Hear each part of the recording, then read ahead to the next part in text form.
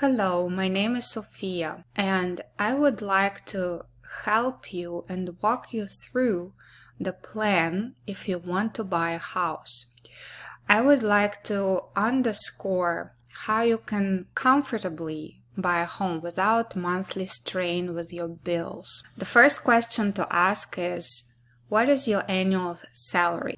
So you can answer this question yourself, but we would look at this project with the salary of an average person in Florida.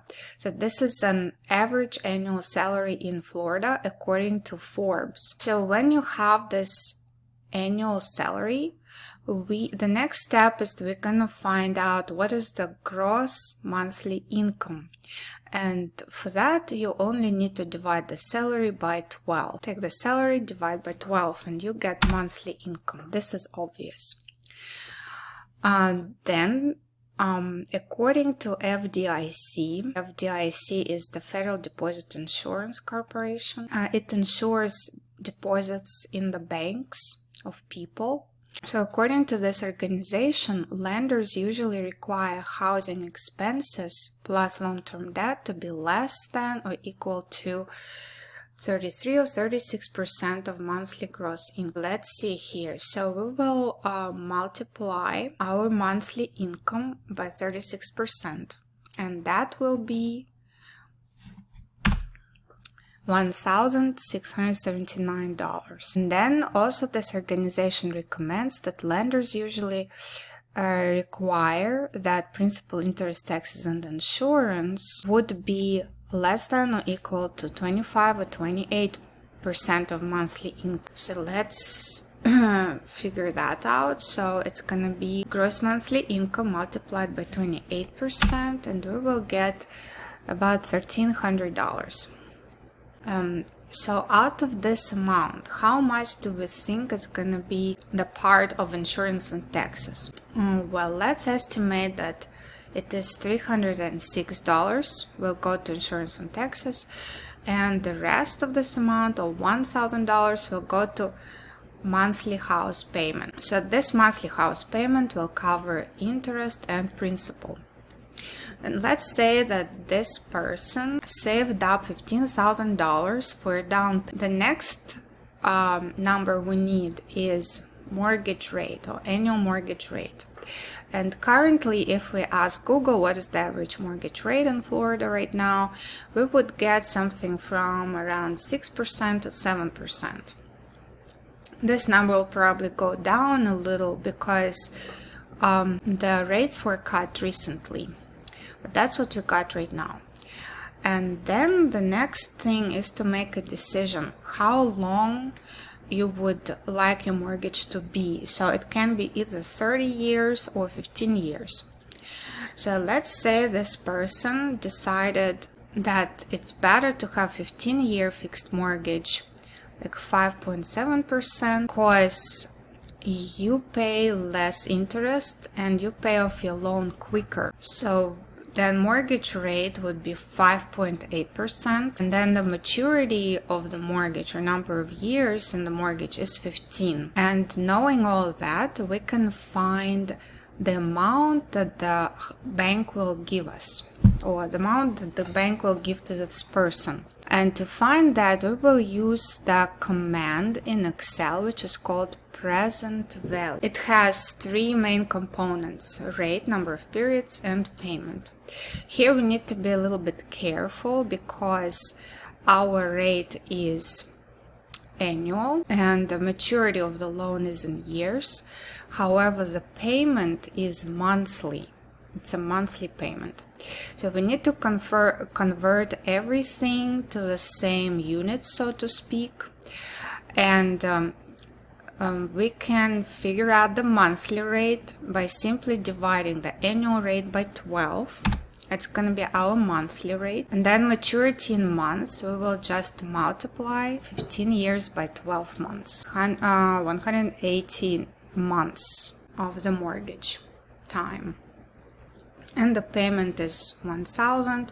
And here we substitute all these numbers in the formula. First, monthly rate, a number of months, then monthly payment with a negative sign, and then we get present value, or the amount that all these future payments are worth right now. That's what it means mathematically. That's how much the bank will give to this person, and that person also has $15,000 for down payment, so the total price of the home will be the borrowed amount plus down payment, and that's going to be $135,000. So another question is, how much of homeowners insurance can this person afford? And in our case, so we can subtract the total amount that we spend on housing expenses per month, and that would include everything: a mortgage, insurance, taxes, also electricity, water, garbage, homeowners association, and lawn care. And we will subtract from it the amount that only includes mortgage payment, taxes, and insurance. And what is left is only $373, which this person can afford to spend on everything, on all home care per month, besides the mortgage, insurance, and taxes. And that would be electricity, water, garbage removal, lawn care, and even little repairs if necessary. So this is very little money. And actually, this person won't be able to afford a homeowners association, most likely, because all the other bills will take this money. So what kind of house is it possible to afford for this amount?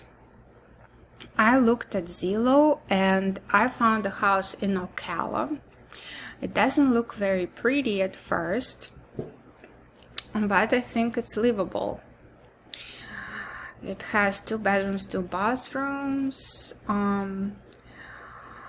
They say that the estimated monthly payment is $751 a month.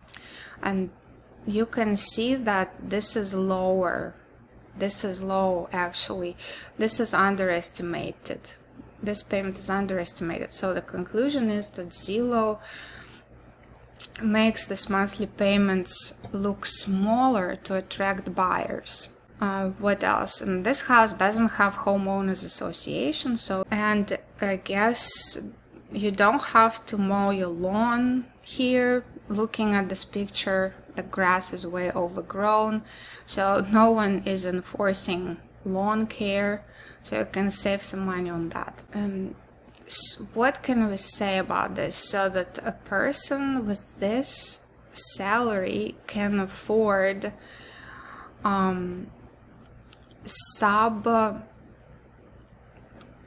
housing that is not that great, that probably few people want to live here, considering that Ocala is not a very urban part, so this house is probably far away from fun places. It means that who can afford it? A person who probably works online and doesn't need a car, doesn't need to, so he can save money on car expenses, gas and car insurance, and on many other things. Well, how can you afford a better housing? You can afford a better housing if you have a partner, a husband or a wife or a boyfriend or girlfriend, and you can have double income, and then you can afford a better home. I would say that it's really sad that a person with an average salary can afford such an unattractive house. I also made amortization schedule for this. So amortization schedule is how your monthly payment is divided to interest and principal, and at first the major part of your payment goes to interest. You see, the principal is orange bars and interest is blue bars. So the orange in the beginning of the loan and in the beginning of the mortgage term, the principal is less than interest. But as the loan being amortized and people make payments, interest is becoming a smaller portion of the total amount paid, and principal is becoming a bigger portion. So if you want to know how to make this amortization schedule, I will have a separate video for that. Meanwhile, thanks for watching. I hope it was useful.